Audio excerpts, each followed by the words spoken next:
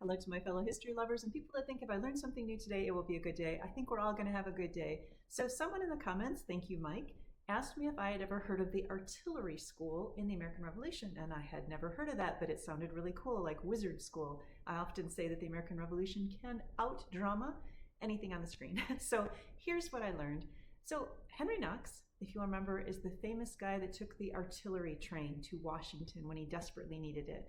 So let's go back in history just a little bit. The shot heard around the world, the very first battle of the American Revolution, think Lexington and Concord, when the rebels stand up to the redcoats the first time and basically chase them back to Boston.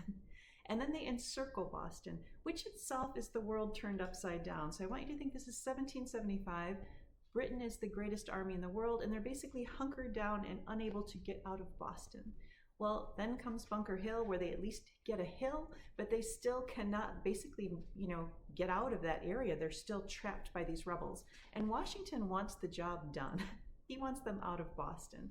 So someone says, hey, I think I can get you some cannons from Ticonderoga via our friends Benedict Arnold, the eventual traitor, and Henry Knox. And they bring all these cannons through the snow. They get them to Washington. He puts them up on a hill. And basically the British wake up one morning. They look up at Dorchester Heights. Remember, they're trapped in Britain, and thought, wow, any moment Washington could start bombarding us. So they literally leave Boston. And the rebels take over Boston again.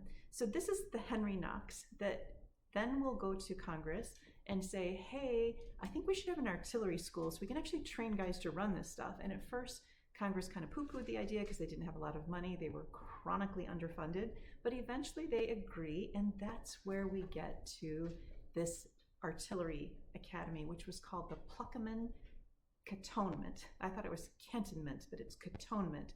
And it was the first, I wrote down some notes for you here, military academy in the United States, predating West Point. So basically they had barracks, they had workshops, they had a laboratory, and they would have the officers actually study geometry and trigonometry for aiming the cannon.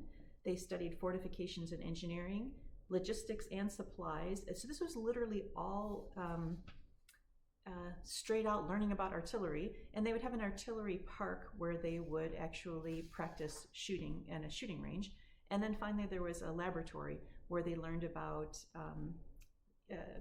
repairing and filling artillery cartridges. So the whole place was kind of lost to history until archaeologists found it in the 1970s and started putting it together. I'm going to link below to a more detailed video that someone else did that I thought was fascinating. But thank you, Mike, and thank you to everyone for watching. I thought it was really kind of cool information.